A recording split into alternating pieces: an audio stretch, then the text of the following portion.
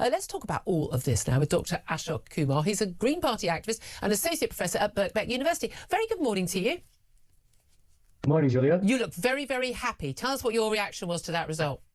I just listening to this is just making me laugh so much. Yeah, I mean, I think it's a seismic win. I mean, there's no denying that. You know, this was Labour's 38th safest seat, and it's Green's 127th target seat. Yep. And yet we won with 30% spare, 4,500 votes. Yep. So it's a big win, and I think it's pretty transformative potentially. In what way? In the sense that, you know, you have a party that has been hegemonic, you know, the Labour Party on the left. And here it's very, very clear that a party that's articulating a clear politics around nationalizing water and energy and transport, you know, stopping wars, protecting the NHS, bringing down water bills, the key bread and butter issues has won. And that's the real take-home message from today is that, you know, Green Party isn't the Green Party of yesteryear. It's a party that speaks to wider layers of society, not just environmental issues. And that message came through.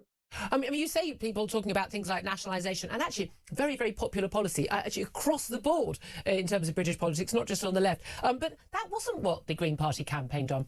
They've been accused of campaigning on sectarian grounds. And of course, we had that campaign video and leaflets going out in Urdu. You know, photographs of Keir Starmer meeting with the Indian Prime Minister Modi and with Netanyahu. I mean, I'm not entirely sure what that's got remotely to do with the people of Gorton and Denton. And I don't think it's anything to do with the, you know, cost of living and the sort of meat and potato issues that a lot of people in this constituency where, you know, life is not going well for an awful lot of people. It's a very poor constituency. Why that would be relevant? It seems to me that was not the reason why the Green Party won.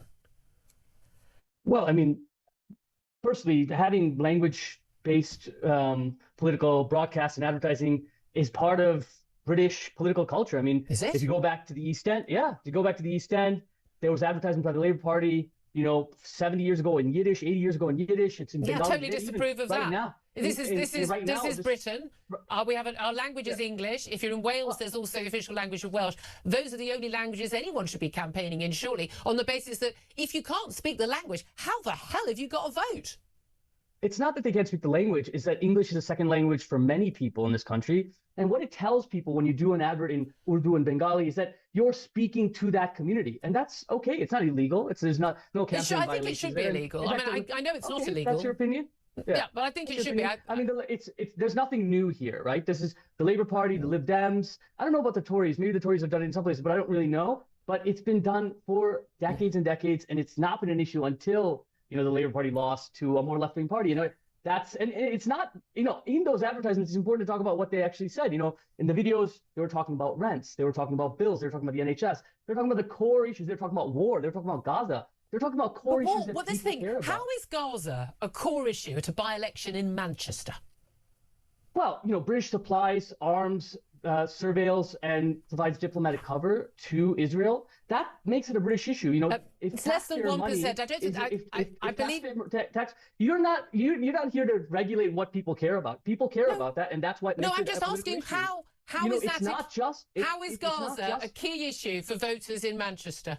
It is because people care about human rights. People care about human rights. It doesn't matter. Our care for human rights doesn't stop at our border. We care about human rights. Why weren't they talking about Iran? Why was Iran? I mean, we've just had 40,000 people slaughtered in Iran. Why did they care about human rights? Why would they? Why would they not post this about Iran? You should go out there and ask people. Well, but you know the answer because this was sectarian campaigning. I'll answer that.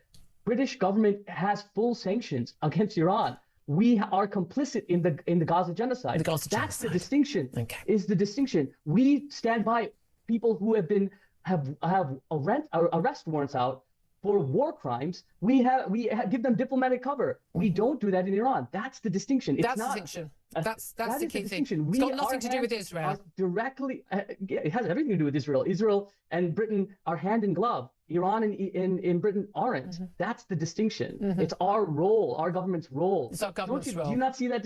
I think there is that. I think there is that distinction, Ashok, but I don't think that is the reason why the left in this country is obsessed with Gaza. And by the way, we've had the new Green MP accusing Israel of genocide and war crimes.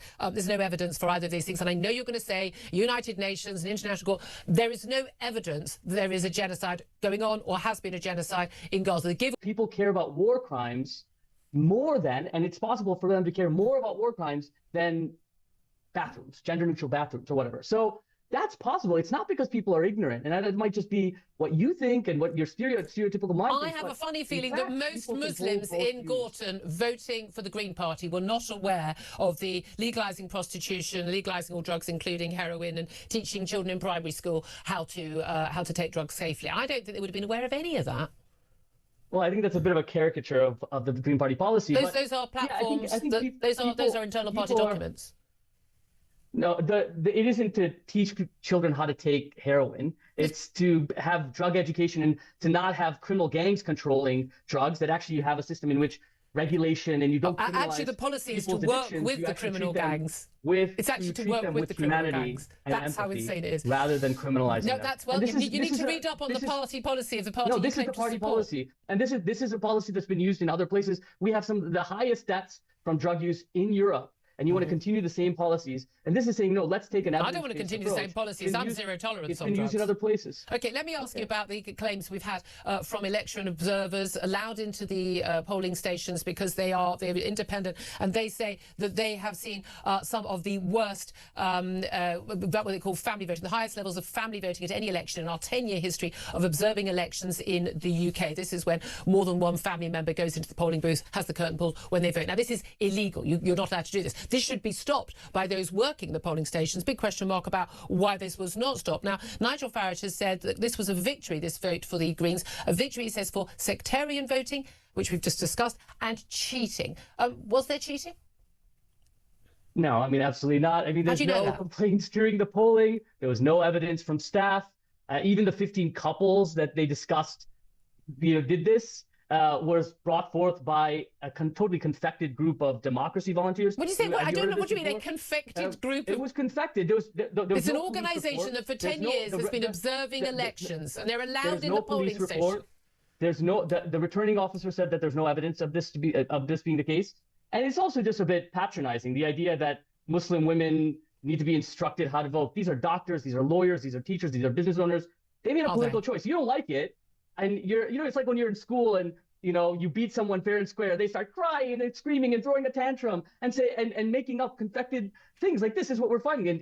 And the other side, what you found is that the Labour Party created fake websites about tactical voting, created fake data, distributed leaflets that were a direct violation. That there was a complaint to the police. They published fabricated polling data. They ran the most maligned, most embarrassing campaign, and yet they're accusing the Green Party, who ran a very decent campaign. Very decent campaign. I will say dirty tricks on all sides. Just finally, what does this tell us about reform and their chances? Because a lot of people were expecting it would be a reform victory. And it's very interesting, actually, how much all the Labour policy, all the Labour tactics and all the campaign literature was all about reform. It's us, the reform. We're the only party that can stop reform. They didn't even mention the Greens in most of their literature. Certainly not. They had bar charts of just the two parties.